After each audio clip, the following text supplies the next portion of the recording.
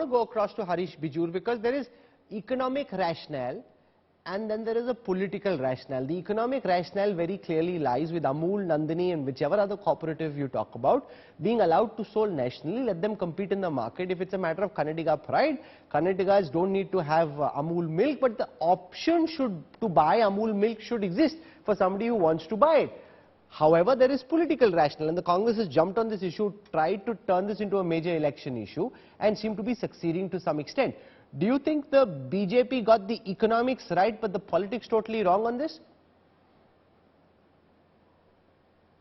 Well, Rahul, firstly, this is the summer of discontent in Karnataka with elections ahead. So the timing of all this happening is very sudden and it is a sitting duck issue which has fallen into the lap of the opposition.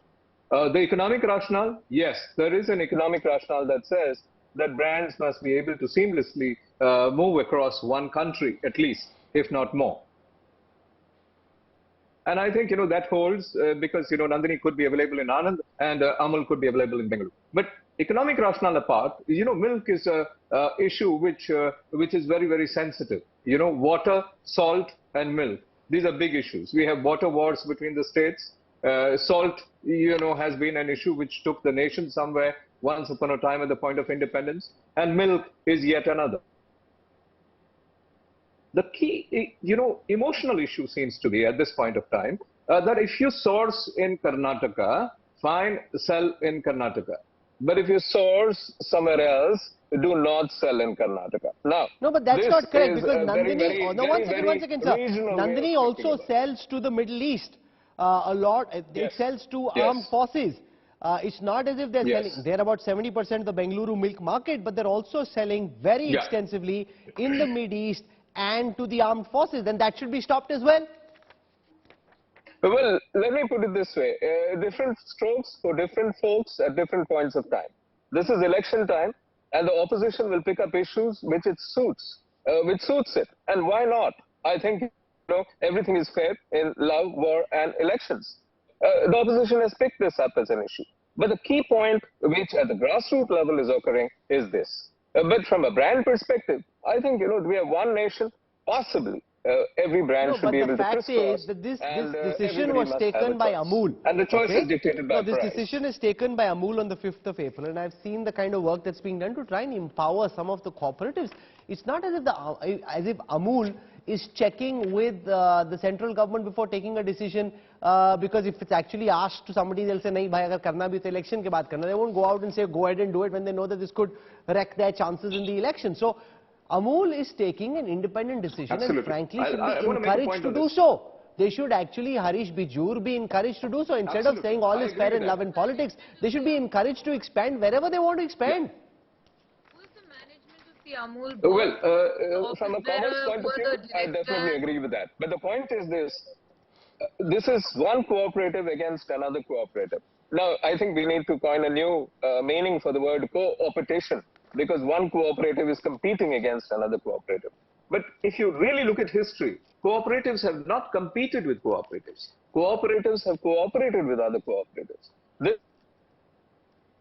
is a 72,000 INR crore cooperative, which is Amul, and Nandini is a 25,000 crore INR. And both these have their respective markets, their respective hinterlands. Last point, there are two aspects to the milk market. One is fresh and the other is not fresh. Fresh is all about liquid. So there's a liquid portion which is about milk and curd. This is a sensitive terrain. People want local milk in these two spaces. And then there is a solid, which is value-added stuff, which lies above it, which is milk powder when there's excess of milk, and then of course cheese and 23 other products. That could be a terrain, which could be an all-India terrain, but people in regions are quite sensitive to liquid. Sandeep, Shastri, how much traction has this issue got on the ground in your view? On television, on Twitter, it's become a big issue. The Congress gunning for the BJP, Amul now on the back foot as a result of being caught in political crossfire. Has it really exploded in a big way, or is it just a marginal, tangential kind of issue where the Congress is trying to make more noise than exists in substance on the ground? I don't think any political force in Karnataka can afford to ignore the issue at this stage. I think it has caught public attention. Rahul, as I see it, there are three things here. One, there is a challenge of timing. It has come at a particular time when it has got caught in political crossfire. There is secondly a lack of clarity. Amul started off with the tweet that they came up with. Parties responded to it. Parties changed their position on it. So I think there has been a lack of clarity in terms of response. And of course, you have given a ready-made issues in the election. But Rahul, let me also clarify one more point. To the best of my knowledge and understanding, milk cooperatives have an agreement across states that when the Nandini KMF has excess milk and another state cooperative is running short of milk at a given point of time, the KMF transfers milk to the other states, but it is packaged and marketed as the cooperative milk of that particular state. Now, this is the practice that cooperatives have followed in their competition across states. Limited to a state, they also take their products to other states and link up with other cooperatives. I think in this backdrop, you need to see the Amul KMF, Amul Nandini controversy having come up. And as I said, it's all a question of, in terms of business terms, a bad timing that you brought it. No, but usually it's the other way around. For example, Rahul Gandhi saying what he did in the United Kingdom, the BJP was able to pick it up, turn it into a much bigger issue than in the manner in which Rahul meant it. Allude to Rahul Gandhi things he probably never said, but he was kind of directionally suggesting it without specifically saying so, and the BJP really upped the ante on it.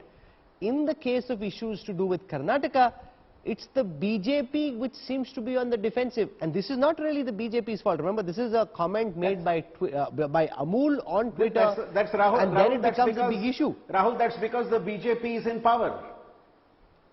No, but the BJP is in power at the centre as well.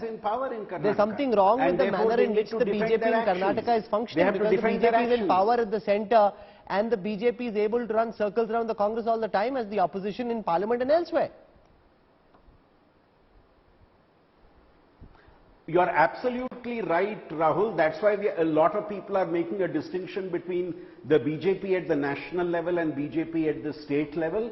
And there have been a series of events in the last few months which have pushed the ruling BJP at the state level on the back foot, be it this issue, be it earlier to this MLA's son being caught in a Lokayukta raid, be it earlier to that the whole perception on corruption. So I think there have been a series of issues which have put the BJP on the back foot, and as a ruling party you have not been able to set the agenda.